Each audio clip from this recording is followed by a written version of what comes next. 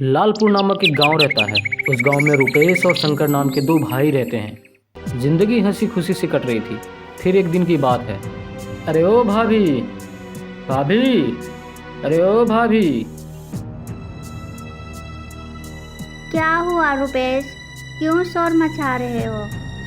भाभी भाभी, मुझे 50 रुपये चाहिए, दो ना। क्यों चाहिए? फिर से रूपा के पीछे उड़ाएगा? देख, तेरे भैया दिन रात मेहनत करते हैं खेत में। ऐसे बर्बाद मत कर पैसा को। भाभी भाभी, दे दो ना, फिर नहीं मांगूंगा, कसम से। मेरी अच्छी भाभी, दे दो ना, प्यारी भाभी। ठीक है, दे रही। ज़्यादा मक्खन मत लगा। रुपेश की भाभी चली जाती है पैसा लाने के लिए।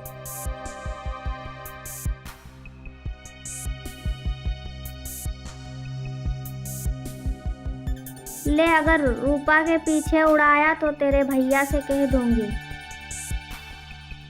पैसा लेने के बाद रुपेश वहां से चला जाता है। रूपा के पास पहुंचता है। रूपा, मैं आ गया। देखो तो तुम्हारा दीवाना आ गया। देखो तो 50 रुपये लेकर आया हूँ, जो तुमने मंगवाया था। रूपा पलट कर नहीं देखती है। रूपा, देखो ना, क्यों नाराज हो? नाराज ना हूँ तो क्या करूँ? बताओ, कितनी देर से यहाँ खड़ी हूँ। जाओ, मैं बात नहीं करती। अच्छा, आपसे देर नहीं होगी, अब तो मान जाओ। रूपा पैसा ले लेती है। ठीक है, अगले बार कुछ मंगवाऊँ तो देर नहीं करना। इतना बोलने के बाद रूपा वहाँ से जाने लगती है। रूपा, ये तो बता दो कि तुम हमसे प्रेम करती हो कि नहीं? समय आने पर बता दूंगी, ठीक है? ठीक है। जमींदार बाबू शंकर की जमीन के पीछे पड़ा रहता है। वह शंकर के खेत पर पहुंचता है। शंकर, क्यों इतनी मेहनत कर रहे हो? कितनी बार बोला हूँ, ये ज़मीन मुझे दे दो, जो कीमत चाहिए मैं दूंगा। जमींदार बाबू, मैं भी कितनी बार बोल चुका हूँ, ये ज़मीन मैं किसी भी कीमत पर नहीं दूंगा। आपको बात समझ में नहीं आती है क्या?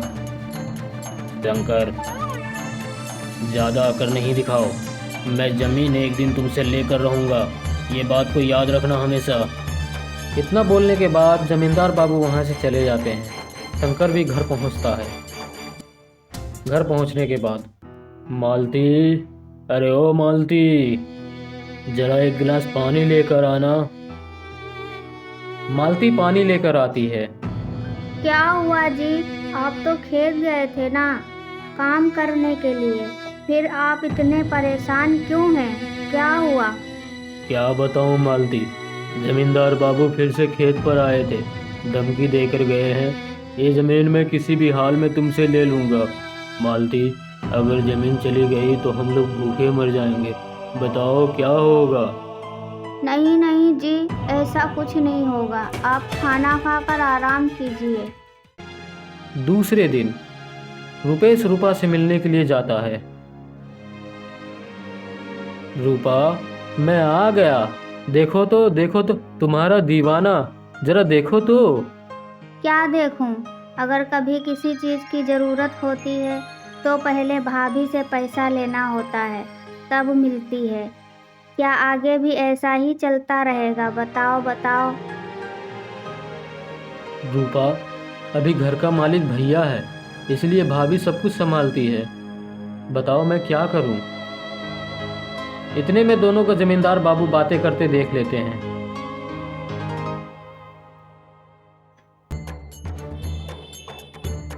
शंकर, अब जमीन देने के लिए तैयार हो जाओ। मैं तुमसे विवाह तभी करूंगी जब तुम घर के मालिक बनोगे। लेकिन रूपा, इस वक्त ये मुमकिन नहीं है। देखो रुपेश, मुमकिन करोगे तभी मैं तुमसे विवाह करूंगी, नहीं तो भूल जाना। ठीक है रूपा, तुमसे विवाह करने के लिए मैं कुछ भी करने के लिए तैयार हूँ। इतना बोलने के बाद रूपा अपने घर और रुपेश अपने घर की ओर चले जाते हैं।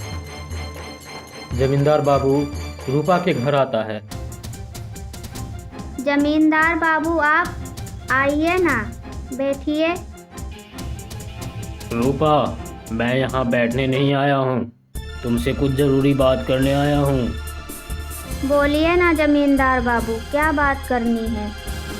रूपा, मैं अच्छे से जानता हूँ तुम भोले भाले लोगों को फंसाकर लूटना तुम्हारा पेशा है, और शंकर के भाई रुपेश को भी तुमने फंसाया है अपने जाल में। अब तुम्हें मेरा एक काम करना होगा, नहीं तो तुम्हारा अंजाम बुरा होगा। बोलिए ना जमींदार बाबू, क्या करना है? तुम्हें शंकर और रुपेश की ज़मीन को किसी भी हाल में अपने नाम करना होगा, और फिर वो ज़मीन मेरे नाम करना होगा। ठीक है जमींदार बाबू, आप हमारा राज छुपा कर रखिए, मैं आपका काम करूंगी। उसके बाद जमींदार बाबू वहाँ से चले जाते हैं। दूसरे दिन शंकर जब शहर से लौट रहे थे, तभी उनकी मुलाकात जमींदार बाबू से हो जाती है। शंकर, शहर से आ रहे हो? अच्छा हुआ तुम मुझसे मुलाकात हो गई, मैं तुम्हारे घर ही जाने वाला था। जमींदार बाबू, कितनी बार कह चुका हूँ मैं ज़मीन नहीं बेचूंगा, फिर भी आप क्यों पीछे पड़े हैं? शंकर, मैं ज़मीन अब तुमसे लूँगा नहीं, ज़मीन खुद अब हमारे पास आ जाएगी, वो भी बहुत जल्द। हा हा हा हा हा हा हा। इतना बोलने के बाद जमींदार बाबू वहाँ से चले जाते हैं। क्या हुआ जी? शहर से आने के बाद आप बहुत परेशान लग रहे हैं। हाँ मालती, शहर से लौटते वक्त जमींदार बाबू मिले थे, वो कह रहे थे ज़मीन उसके पास खुद आ जाएगा, पता नहीं कैसे। भैया आप फिक्र मत कीजिए, भगवान सब कुछ ठीक कर देगा। इतना बोलने के बाद रुपेश रूपा से मिलने के लिए चला जाता है। देखो रुपेश, मैं तुमसे बहुत प्रेम करती हूँ और मैं तुमसे विवाह भी करना चाहती हूँ, लेकिन विवाह करने से पहले एक ज़रूरी काम करना होगा। ज़रूरी काम? बताओ ना, क्या करना होगा? तुम्हें सारा ज़मीन अपने नाम करना होगा, फिर वो ज़मीन हमारे नाम करना होगा। लेकिन रूपा, ये तो नामुमकिन है, ये नहीं हो सकता है। तुम्हें करना होगा, नहीं तो मैं समझूंगी तुम मुझसे प्रेम नहीं करते हो। नहीं नहीं नहीं, मैं तुमसे बहुत प्रेम करता हूँ, मैं तुम्हारे लिए कुछ भी कर सकता हूँ। इतना बोलने के बाद रुपेश वहाँ से चला जाता है। घर पहुँचने के बाद, भाभी भाभी, ये सारा ज़मीन हमारे नाम कर दीजिए आप लोग, तभी मैं कुछ खाऊंगा। रुपेश, ये क्या बचपना है, ये सब तुम्हारा ही तो है। नहीं नहीं नहीं भाभी, पहले नाम कर दीजिए, तभी मैं कुछ खाऊंगा पीऊंगा, नहीं तो मैं कुछ नहीं खाऊंगा। इतना बोलने के बाद रुपेश अपने कमरे में चला जाता है। थोड़ी देर के बाद वहाँ शंकर आता है। क्या हुआ मालती, बहुत परेशान लग रही हो? रुपेश खाना नहीं खा रहा है, वो कह रहा है जब तक ज़मीन उसके नाम नहीं होगा तब तक वो खाना नहीं खाएगा। शंकर और मालती दोनों लोग रुपेश के पास जाते हैं।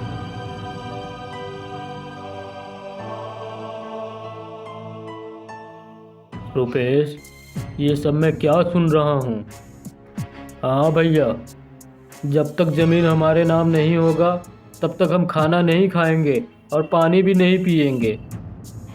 ए जी, ज़मीन रुपेश के नाम कर दीजिए ना, रुपेश के अलावा हमारा इस दुनिया में और कोई नहीं है। मैंने इसे अपने बेटे की तरह पाला है, अगर इसे कुछ हो गया तो मैं जी नहीं पाऊंगी। ठीक है मालती, अगर रुपेश की खुशी इसी में है तो मैं कर देता हूँ। उसके बाद शंकर ज़मीन रुपेश के नाम करके कागज़ रुपेश के हाथ में दे देता है। दूसरे दिन रुपेश ज़मीन का दस्तावेज लेकर रूपा के पास पहुंचता है। ये लो रूपा, मैंने सारी ज़मीन तुम्हारे नाम कर दिया है, अब तो तुम मुझसे विवाह करोगी ना? हाँ रुपेश, कल हम दोनों मंदिर में विवाह कर रहे हैं और अपने भैया भाभी को लेकर आ जाना। ठीक है रूपा।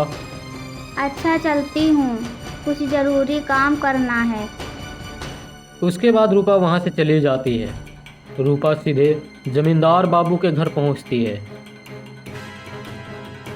आओ रूपा आओ, मैं तुम्हारा कब से इंतज़ार कर रहा था। जमींदार बाबू, ये ज़मीन का दस्तावेज लेने से पहले आपको एक सादा पेपर पर अपना अंगूठा साइन करना होगा और वो पेपर हमें देना होगा, तब मिलेगा ये ज़मीन का दस्तावेज। ठीक है रूपा, उस ज़मीन के लिए मैं कुछ भी कर सकता हूँ। जमींदार बाबू बिना सोचे समझे साइन करके रूपा को दे देता है पेपर। रूपा जमींदार बाबू को ज़मीन का दस्तावेज दे देती है। जमींदार बाबू, कल हमारी शादी है, अपने गांव के मंदिर में ज़रूर आइएगा। इतना बोलने के बाद रूपा वहाँ से चली जाती है। दूसरे दिन रुपेश किसी तरह अपने भाभी और भैया को मना लेता है और मंदिर लेकर आता है। रुपेश, रूपा, शंकर, मालती सभी लोग मंदिर के बाहर खड़े रहते हैं। तभी वहाँ पर जमींदार बाबू आते हैं। रुको रुको शंकर, भाई के अग्नि फेरे लेने से पहले खुशखबरी तो सुन लो। कैसा खुशखबरी जमींदार बाबू? खुशखबरी ये है कि तुम्हारा सारा ज़मीन हमारे नाम हो गया है। क्यों रूपा? ये देखो ज़मीन के दस्तावेज। रूपा, तुमने हमारे साथ धोखा किया है। तुम हमसे प्रेम नहीं करती हो। मैं भी कितना बड़ा बेवकूफ़ था जो तुम्हारे बातों में आ गया। अरे इसका काम ही यही है, लोगों को धोखा देना।